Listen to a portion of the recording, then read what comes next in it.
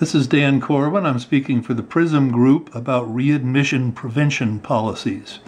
These are rules that can be built out of web pages, as we're going to discuss. A RAP policy web page looks like a rule. It has three parts. It has a name. It has an if part, which describes a patient condition in fairly clinical terms. And then it has a then part, which links to some output.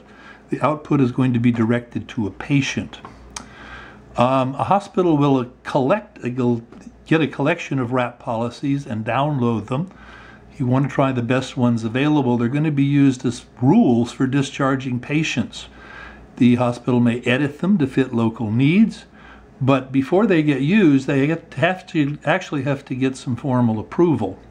The approved corpus of RAP policies may end up holding dozens of pages, each one focused on its own discharge condition.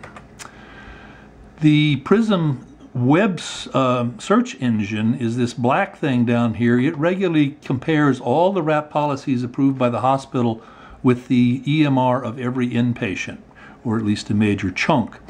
The matches are going to be used to suggest what chapters go into a discharge guideline customized to the patient.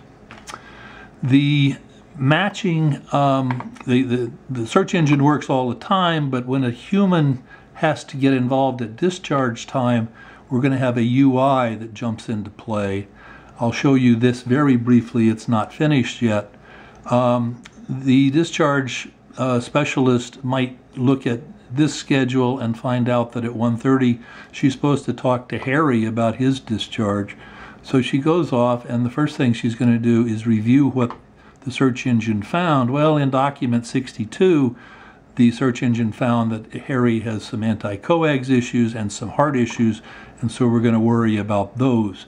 Normally, there would be a link here that goes to the details of document 62, showing why the system thinks that, but that's not done. And that's where I was talking about it. In addition, there would be another link there that links to the policy page. This is specific to RAP alerts. The user here may adjust or drop that policy page via its own controls. The idea of PRISM, though, is if it suggests some non-obvious policy pages, that may really help out the patient. We're trying to find things that human beings miss. Once the discharge specialist has figured out all of the policies that apply, the next step is to combine them into a patient guideline. That can be done in multiple times. Just by one click, the Daily News should print it out. But the general idea here is it should look something like the very simple document that the RED project came up with. Unfortunately, this one is just too simple. It doesn't give you any room for condition-specific output, and that's exactly what a guideline should contain. Now, once we get our document put together, our partner Net Delivery can send the combined guideline text off to the PCP, Family, Support Net, etc., which is exactly the spirit of RED. Another thing we can do with our other partner is come up with follow-ups. These are interesting and exciting things that allow the discharge plan to itself contain some follow-up work that would suggest social media reminders or queries to the patient or a support network. This can happen virtually by time at, as often as is required. More complicated checks can check to see if medications get refilled on schedule or if lab tests come back as expected.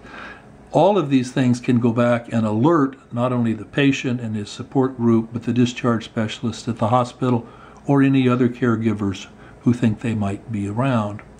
We're working with HealthBots actively on designing these things, but they're not done yet, so I'm not going to belabor it further at this time. Thank you very much for listening.